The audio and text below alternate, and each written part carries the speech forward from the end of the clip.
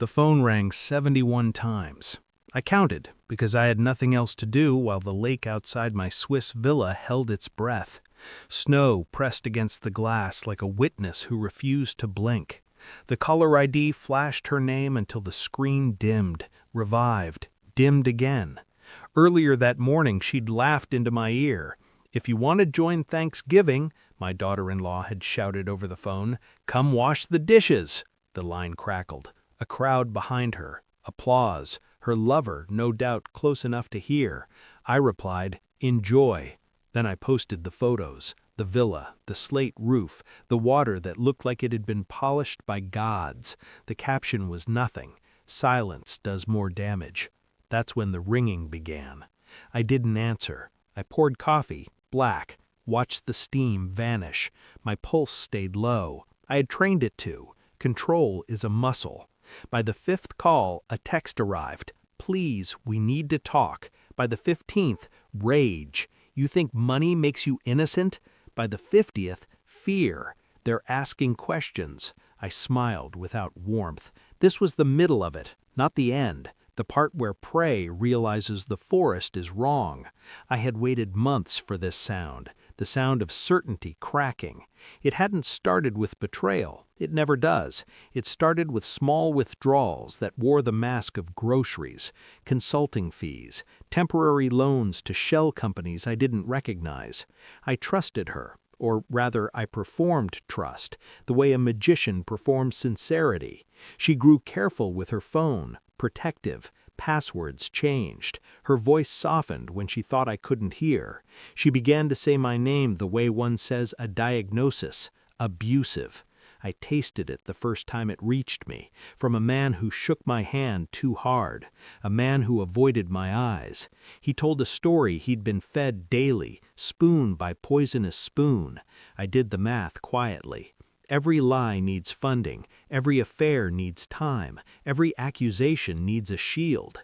At dinner, she touched my wrist as if to reassure herself I was still there. I watched her pupils, dilated. Guilt does that.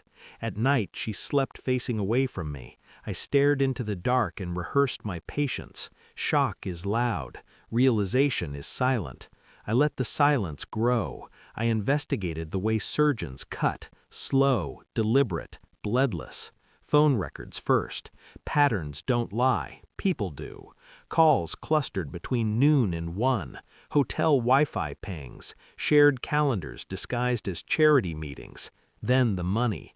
I followed it through accounts like a trail of ash. She was draining us, not quickly, carefully, as if she believed care equaled mercy. I smiled at her stories. I nodded at her outrage. I apologized for sins I hadn't committed because apology disarms arrogance. Inside, the storm paced. I hired no one at first. I didn't need noise. I needed confirmation. When I finally did bring in a forensic accountant, I told him to speak only in facts, no opinions. I don't pay for comfort. At home, I played my role, the husband, the father-in-law, the man she described to her lover as volatile, jealous, small. I practiced stillness. Stillness makes liars careless.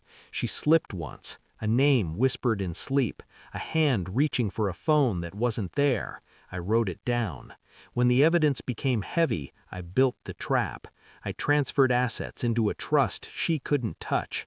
I let her believe the door was still open. I documented everything. Dates, amounts, messages, her lover's voice calling me a monster. Monsters don't leave paper trails. I do. The report arrived on a Tuesday. Crisp, clinical, unforgiving, fraud, embezzlement, conspiracy. I set it on the table between us, like a place setting. She laughed first, that brittle sound. Then she read. Her face collapsed in stages, like a building planned to fail. I didn't raise my voice. I didn't accuse. I asked one question I already knew the answer to. "Did you enjoy calling me abusive?" Her breath stuttered. She reached for me, then stopped herself. Tears followed. Promises, explanations shaped like excuses. I nodded once. Not agreement, acknowledgement. Outside, the world kept its schedule. Inside, hers ended. Courtrooms are designed to echo truth back at liars. I sat when told, stood when told, spoke only when necessary. She begged there, not for forgiveness, for control. Her lover didn't come. He had read the evidence too. Predators scatter when the hunt reverses. I revealed the trust, the photos, Switzerland, the accounts frozen before she could flee. The posts she thought were bragging were breadcrumbs. Jurisdiction matters. Her attorney looked at me like I was something studied too late. I felt nothing. That was the victory. When the judge spoke, I watched her hands shake. She mouthed my name. I didn't look back. Revenge doesn't roar. It clicks into place. Now the villa is quiet. The lake doesn't ask questions. My phone stays silent. I think about trust the way one thinks about weather. Useful to notice, dangerous to worship. I don't miss her. I miss the man I pretended to be for her.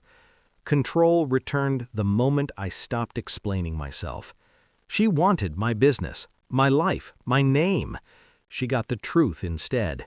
And truth, when timed correctly, is lethal without spilling a drop of blood.